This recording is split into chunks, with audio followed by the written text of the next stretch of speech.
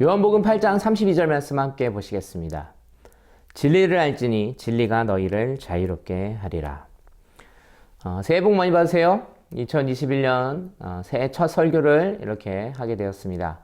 무슨 말씀을 전할까 고민하는 가운데 이 말씀을 선택하게 되었습니다. 오늘 설교의 키워드인 진리에 대해서 조금 생각해 보길 원합니다. 네이버 사전을 찾아봤습니다. 참된 이치 또는 참된 도리, 명제가 사실에 정확하게 들어맞음, 또는 논리의 법칙에 모순되지 아니하는 바른 판단, 형식적 의미로 사유의 법칙에 맞는다는 의미에서 사고의 정당함을 의미한다. 언제 어디서나 누구든지 승인할 수 있는 보편적인 법칙이나 사실. 네, 무척 어렵게 이 말을 했지만 보편적 사실이라는 그 말에 결국 모든 게 담겨 있는 것 같습니다. 진리는 사실, 진실을 반드시 포함한다는 것을 우리가 다 알고 있습니다. 세상에서 진리가 뭐냐고 물으면 꼭 거기에는 사실, 진실 이런 의미가 포함되어 있다는 것을 우리가 알 수 있는데요. 거짓말이나 부정이 진리가 될 수 없다는 건 이미 모두가 본능적으로 다 알고 있습니다. 거짓이나 부정은 진리의 분명 반대의 의미겠죠. 그런데 진리가 진실이고 사실이라면 그것이 우리를 자유롭게 하는지에 대해서는 조금 의문이 듭니다.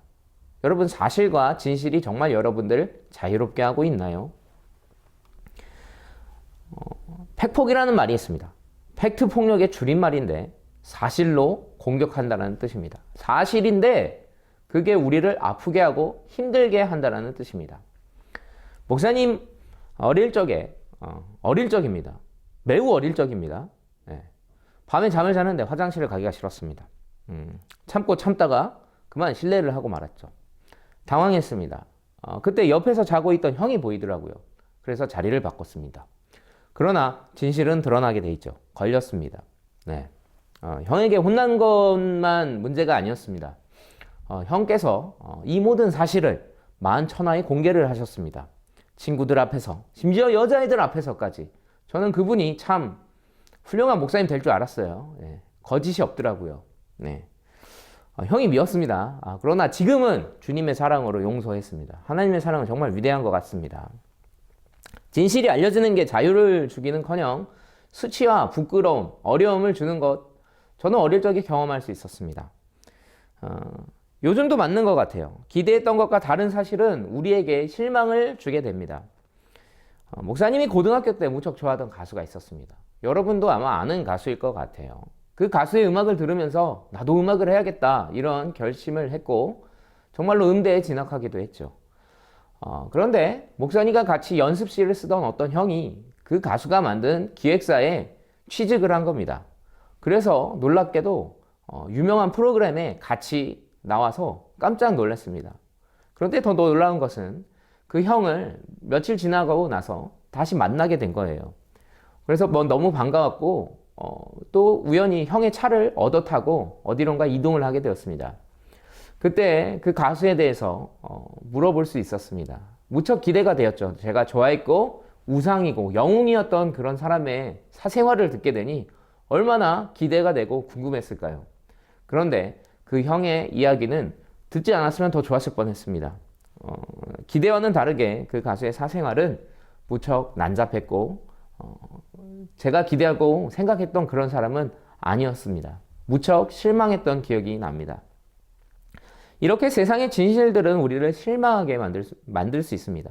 믿었던 사람이 배신하기도 하고 기대했던 일이 틀어지는 등 다양한 팩트들은 우리를 아프게 만듭니다. 작년에 코로나 말고 아주 유명했던 사건들이 뭐가 있나 생각을 해봤더니 유튜브 BJ들의 뒷광고가 참 유명했던 사건이었습니다. 기억나는 분들이 있나요? 내돈내산이라는 그런 콘텐츠가 사실 알고 보니 전부 기업들의 후원에 의해서 진행되었던 것을 시청자들이 알고 매우 분개했고 그 BJ들은 전부 줄이어서 사과를 했던 그런 사건들이었습니다. 이처럼 진실이라는 것은 우리를 자유롭게 하는 게 아니라 허무하게 만들기도 하고 믿을 사람 세상에 하나 없다 이런 비판적으로 우리의 일을 바꾸는 오히려 능력이 있는 것 같습니다. 그렇다면 오늘 말씀, 진리가 우리를 자유케 한다라는 그 말씀은 틀린 말씀일까요? 오늘 말씀은 단순히 질실이 아니고 진리를 이야기하고 있습니다. 진리가 자유롭게 한다고 하고 있습니다. 진리가 뭘까요? 분명 진실만은 아니라는 것을 우리가 알 수 있습니다. 진실과 사실을 진리는 분명 포함합니다. 그러나 진리는 단순히 사실과 진리만은 아닙니다. 반드시 사랑이 포함되어 있습니다. 그래서 예수님이 진리가 되시는 겁니다.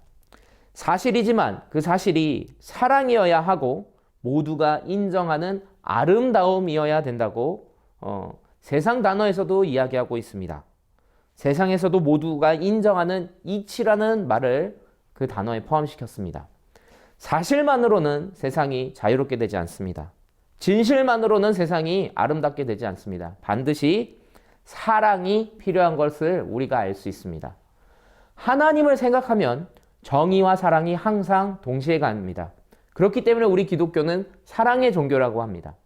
진실이면서도 사랑이며 그렇기 때문에 모두를 자유롭게 만드실 수 있는 분이 예수님이라는 겁니다.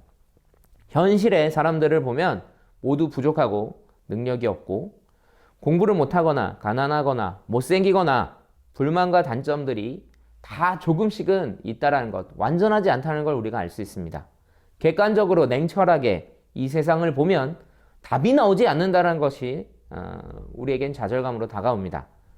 여러분도 원하는 만큼 공부를 못하고 원하는 만큼 돈이 없거나 원하는 만큼 가정이 화목하지 않거나 이런 갑갑한 현실들을 경험하고 있고 그것 때문에 불만들이 있다는 것 알고 있습니다. 이게 바로 진실이고 팩트입니다. 전 세계가 코로나를 없애고 싶지만 1년이 넘도록 이렇게 고생하지만 없앨 수 없다는 게 현실입니다. 사실입니다. 그러나 그 사실에서 멈추는 게 기독교가 아닙니다. 우리들이 아닙니다.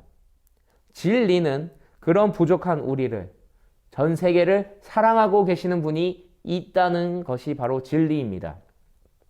그분이 누구죠? 바로 예수님입니다. 그래서 예수님을 알게 되면 자유롭게 된다는 것입니다. 진리가 우리를 자유하게 한다는 말씀은 이래서 맞는 말씀이 되는 겁니다. 현실은 답답하고 답이 없습니다. 그렇지만 예수님이 그런 우리를 사랑하고 계시고 바라보고 계시다라는 그 진리를 알면 현실을 뛰어넘는 기쁨이 있다는 것을 알게 됩니다. 2021년 우리는 코로나로 시작했습니다. 그러나 코로나가 결코 우리의 진리는 아닙니다. 예수님이 진리가 되십니다. 현실을 뛰어넘는 예수님이 계시다는 그 진리가 우리 올 한 해를 자유롭게 만들 줄 믿습니다. 2021년에는 자유를 누리는 중고등부 되기를 소망합니다. 그 진리를 붙잡고 올 한 해 같이 살아갔으면 좋겠습니다. 여러분 사랑합니다. 한 해를 진리로 자유롭게 사시는 우리 모두가 되면 좋겠습니다. 새해 복 많이 받으세요. 다음 주에 뵙겠습니다. 나는 자유해, 나는 기뻐해, 주 안에서 나 뛰놀리. 하나 둘 셋.